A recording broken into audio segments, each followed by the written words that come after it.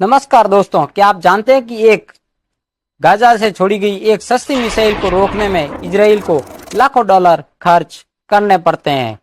क्या आपको पता है कि ये मिसाइलें सिर्फ सड़कों से नहीं बल्कि समंदर के नीचे और अफ्रीकी देशों के रास्ते भी हमास तक पहुंचती है?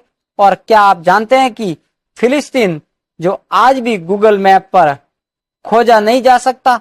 तो चलिए आज आपको इस पूरे नेटवर्क और राजनीतिक सच्चाई से रूबरू कराते हैं, बिना एजेंडे, सिर्फ तथ्यों के साथ। हर साल हमास गाजा पट्टी से इजराइल पर सैकड़ों मिसाइलें छोड़ता है। ये मिसाइलें लो कॉस्ट होती है, कुछ तो शक्कर के पाउडर और पाइप से बनी हुई होती है। 2014 में हमास ने इसी तरह घरेलू तकनीक से बनी मिसाइलों का इस्तेमाल किया था, लेकिन इजराइल का रिएक्शन सिस्टम आयरन डोम इन मिसाइलों को हवा में ही रोक देता है। यह टेक्नोलॉजी भले ही उन्नत हो, लेकिन इसकी कीमत बहुत ही भारी होती है। एक मिसाइल रोकने में खर्च होता है $50,000 से $1,00,000 तक। अब सोचिए, अगर एक दिन में 100 मिसाइलें आती है तो इजराइल को करोड़ों का नुकसान होता है सिर्फ डिफेंस में। अब सवाल उठता है, इतनी मिसाइलें आती कहां से है? जवाब है ईरान। ईरान हमास को सस्ती और शॉर्ट रेंज मिसाइल सप्लाई करता है। इन हथियारों को पहुंचाने के तरीके बेहद चौंकाने वाले हैं। सूडान और मिस्र के रास्ते, जमीन से, भूमध्य सागर के समुद्री रास्ते और कुछ रिपोर्ट्स के मुताबिक स्विस नेटवर्क के जरिए बड़ी मिसाइलें ईरान इन हथियारों को स्मगलिंग, इस्लामिक प्रतिरोध का नाम देते हैं। लेकिन सच्चाई यह है कि ये गुप्त नेटवर्क पूरे मिडिल ईस्ट की शांति को दांव पर लगा चुके हैं। इजराइल सिर्फ डिफेंस में ही नहीं बल्कि ऑफेंस में भी एक्टिव है। वेस्ट बैंक, ईस्ट यरूशलेम, गोलन हाइट्स, ये इलाके 1967 के युद्ध के बाद इजराइल के ने कब्जे में लिए थे।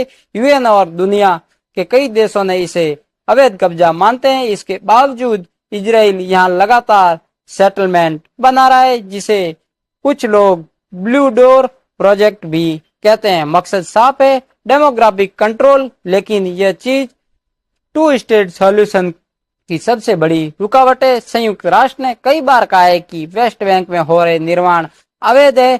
UNRWA, United nation referral and works agency भी गाजा में मानवीय संकट पर रिपोर्ट देती रही है, लेकिन कार्रवाई कुछ नहीं हुई। कई अरब देश भी यूएन में भाषण देकर शांत हो जाते हैं। अमेरिका जैसे देशों के हित इजराइल के साथ जुड़े हुए हैं, इसलिए वह भी आंखें मूंदता रहता है। आज अगर गूगल मैप्स में फिलीपींस सर्च करें तो कुछ नहीं मिलेगा, क्योंकि गूगल ने फिलिस्तीन को एक देश के रूप में नहीं दिखाया है। यह सिर्फ भूगोल नहीं, पहचान की भी लड़ाई है। 1946 में फिलिस्तीन का नक्शा आज की तुलना में पूरी तरह अलग था। 1949 से 1967 तक कई समझौते हुए, लेकिन धीरे धीरे फिलिस्तीन इलाके घटते गए। गाजा की मिसाइलें गलत हैं, लेकिन जवाब में की गई सैकड़ों एयर स्ट्राइक भी क्या समाधान है? ईरान का सपोर्ट चिंता का विषय है, लेकिन फिलिस्तीन की आवाज का दम घोटना भी क्या न्याय है? कई बार सवाल ये नहीं होता कि कौन सही है, सवाल ये होता है कि इंसानियत कहाँ है? अगर आपको ये वीडियो जानकारीपूर्ण लगा हो तो लाइक करें, शेयर करें और चैनल को सब्सक्राइब करना ना भूलें।